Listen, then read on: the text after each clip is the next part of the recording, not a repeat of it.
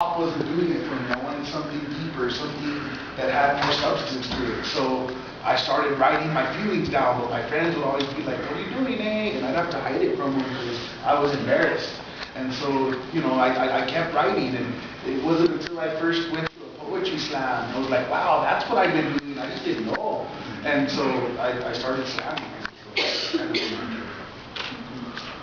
I think for me, I've always written like in journals and stuff like that, but as far as poetry, like we didn't have slam poetry, we didn't have Voces when I was growing up, when I was a teenager, and I remember going to like a few open mics out in the community, and people were so supportive, but it wasn't slam, and I was definitely the youngest person there, and I was kind of like, cool, no one else is like me here, you know, and that was a little rough, but wanted some way to express myself.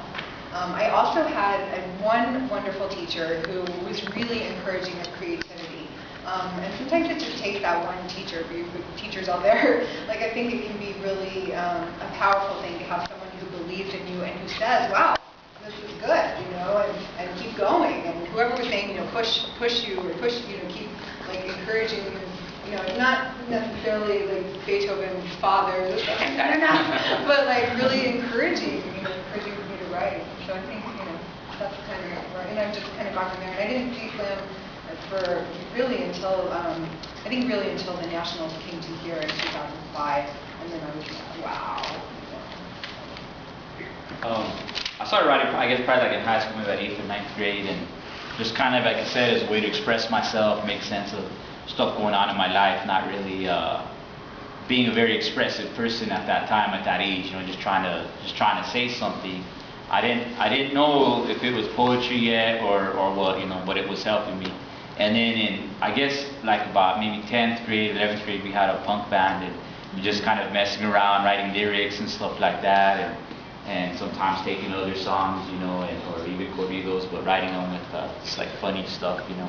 And then kind of wrote, you know, and then I guess like maybe when I was in college, I came here to UNM and just checked out some readings. Slam really wasn't too big yet. I think one of the first readings I went to was at a place called the Sheep Herders Cafe, which was right there on next to the post office. I don't even know if that building's there by UNM. What is that, Cornell? And my friend Prudence was in a poetry class, and they had a reading, so we went to check it out.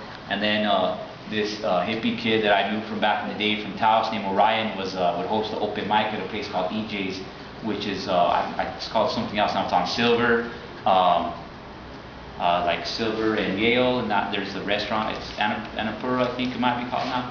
And so I just kind of started checking it out, you know, and I thought, man, that's a really cool, you know, way to kind of present, you know, the poetry. And I'd read for some like political stuff, you know, with like different Chicano events that they were having. They'd say, "You spit your stuff." And then I think Ken Rodriguez, this guy taking our pictures, the Homeland Security guy, and